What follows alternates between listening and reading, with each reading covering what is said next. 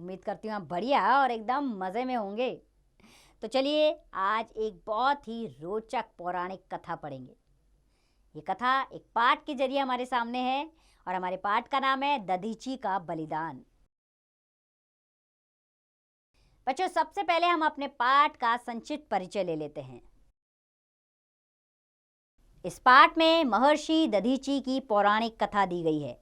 महर्षि ने असुरों के अत्याचारों से त्रस्त देवताओं की सहायता के लिए अपने जीवन का बलिदान कर दिया था। आइए इसी के बारे में हम जानेंगे। सबसे पहले पाठ में आने वाले कठिन शब्द जान लेते हैं। वे हैं संघर्ष, चेष्टा, पराक्रमी, विपत्ति, उत्सुकता, त्वष्टा, अहोभाग्य, सहर्ष। बच्चों, इन कठिन शब्दों को हम इस पाठ में एक एक करके पढ़ेंगे और उनके अर्थों को भी समझेंगे। प्राचीन युग में सुरों और असुरों में निरंतर संघर्ष होता रहा। सुरों और असुरों यानी देवताओं और राक्षसों के बीच संघर्ष यानी कि युद्ध होता रहा। असुर संसार के अन्य प्राणियों को दुख दिया करते थे और सुर उनके दुख दूर करने की चेष्टा किया करते थे। अर्थात असुर जो राक्षस थे वो संसार के सभी प्राणियों को बेहद दुखी करते थे और जो दैत्य लोग थे वो लोगों के दुख दूर करने की चेष्टा यानी कि प्रयास करते थे। असुरों के दल के नेता का नाम था वृत्तासुर।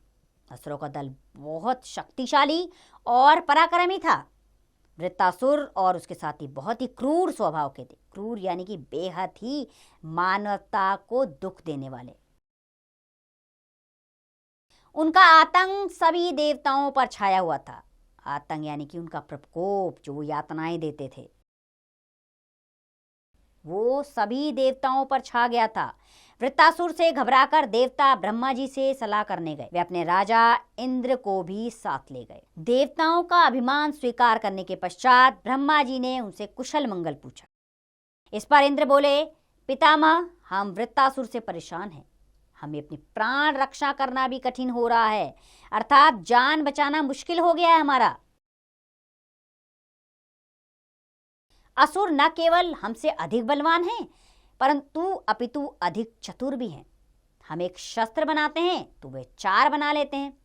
कृपा करके हमें वृत्तासुर के नाश का कोई उपाय बताएं। देवताओं ने कहा, बताइए, असुरों से बचने का कोई उपाय बताइए ब्रह्मा जी। ब्रह्मा जी बोले, विपत्ति में धैर्य नहीं खोना चाहिए, अर्थात जब संकट आए तो धैर्य ना खोएं। विपत्ति का अर्थ होता है संकट। घबराओ नोई, मैं वृत्तासुर के नाश का उपाय बताता हूं। यह सुनकर देवता उत्सुकता से ब्रह्मा जी की ओर देखने लगे। ब्रह्मा जी ने कहा, सरस्वती नदी के तट पर, तट यानी कि किनारे पर,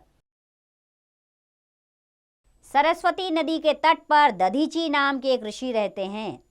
तुम उन्हें अपनी विपत्ति सुनाओ और उनसे प्रार्थना करो कि वे अपनी अस्थियां दान कर दें, अर्थात अपनी हड्डियां तुम्हें दान स्वरूप दे दें।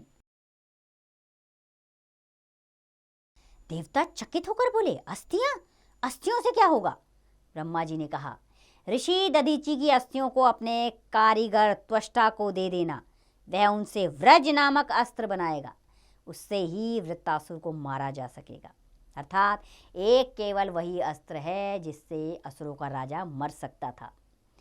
इंद्र ने सकुचाते हुए कहा, अर्थात हिचकिचाते हुए बोला, पितामह, ऋषि दधीची अपनी अस्थियां क्यों देने लगे और उनसे हम मांगेंगे भी तो कैसे? अर्थात हम किस मुंह से बोले कि आप अपना प्राण त्याग दीजिए? कैसे कहें हम ये? ब्रह्मा जी ने कहा, ऋषि दधीची का जन्म परोपकार के लिए हुआ है। परोपकारी व्यक्ति अपने प्राणों की चिंता नहीं करता। तुम मांग कर तो देखो। ब्रह्मा जी को प्रणाम कर उनसे आशीर्वाद पाकर देवता वहां से चल पड़े। सरस्वती नदी के तट पर बहुत ही शांत और पवित्र वातावरण में ऋषि दधीची का आश्रम था। चारों ओर घने वृक्ष थे जिन पर भांति भांति के पक्षी चहक रहे थे।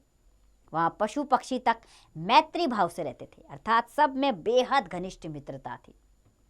देवताओं का दल उस आश्रम में जहां पहुंचा, देवताओं को देखकर ऋषि प्रसन्न हुए और बोले, स्वागत, मेरे अहोभाग्य, अर्थात मेरा परम भाग्य है ये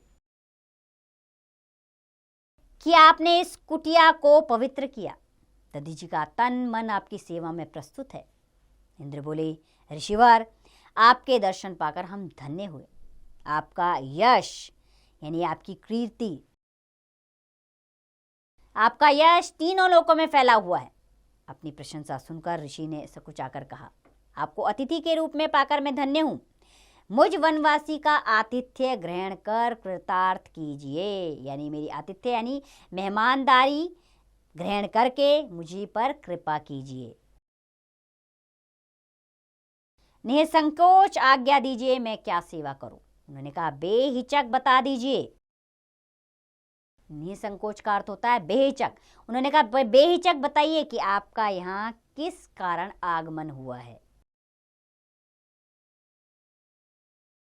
इंद्र बोले, ऋषिवर, वृत्तासुर के दल ने बहुत उत्पात मचा रखा है, अर्थात आतंक मचाया हुआ है। सुरों को तो वह विशेष रूप से कष्ट दे रहा है। महर्षि, यदि वृत्तासुर जीवित रहा तो जगत का अंत समीप समझिए, अर्थात ये जगत यानी संसार। अगर राक्षसों का वो राजा जीवित रहा तो यह संसार नष्ट हो जाएगा। देवताओं की करुण गाथा सुनकर ऋषि शोकाकुल हो गए। वे गंभीर स्वर में बोले, यह तो अनर्थ हो रहा है, अर्थात ये तो बहुत गंभीर समस्या है। कोई वृत्तासुर को समझाता क्यों नहीं। इंद्र बोले, सब उपाय कर लिए गए हैं, अब एक ही उपाय शेष है। शेष यानी बाकी है। ऋषि बोले, वह क्या। ऋषि ने पूछा, वृत्तासुर का वध, यानी कि वृत्तासुर को मार दिया जाए, उसका वध कर दिया जाए। ऋषि फिर मौन हो गए। कुछ देर सोचने के बाद बोले, यदि संसार के हित के लिए, हित यानी कि भलाई के लिए, अर्थात संसार के हित के लिए एक वृत्तासुर को मारना भी पड़े तो वह धर्म है, कर्तव्य है, अर्थात हम सबका अधिकार है, हमारी ड्यूटी है। इंद्र ने कहा, यही तो हम चाहते हैं, पर आपकी कृपा के बिना यह संभव नहीं, अर्थात आप चाहेंगे तभी यह संभव हो पाएगा, अर्थात ये कार्य हो पाएगा। वह कैसे। ऋषि खड़े हो गए। आशीर्वाद की मुद्रा में उन्होंने हाथ ऊपर उठाए और कहा, वृत्तासुर का नाश हो, असुरों पर सुरों को विजय प्राप्त हो। इंद्र बोले, किंतु ब्रह्मा जी ने कहा है कि वृत्तासुर केवल एक ही अस्त्र से मारा जा सकता है, वह आपकी अस्थियों से बना व्रज। यह सुनना था कि ऋषि दधीचि का रोम रोम पुलकित हो उठा, अर्थात वो खुशी से रोमांचित हो उठे। वे बोले, देवराज इंद्र, इतनी देर क्यों लगाई, अब तक क्यों नहीं कहा। जगत की रक्षा के लिए मेरा शरीर सहर्ष प्रस्तुत है, अर्थात मैं खुशी से ये शरीर आपको समर्पित करता हूं। आज मेरा जीवन धन्य हुआ। यह कहकर ऋषि योगासन की मुद्रा में बैठ गए। उनके मुख पर एक दिव्य मुस्कान छा गई।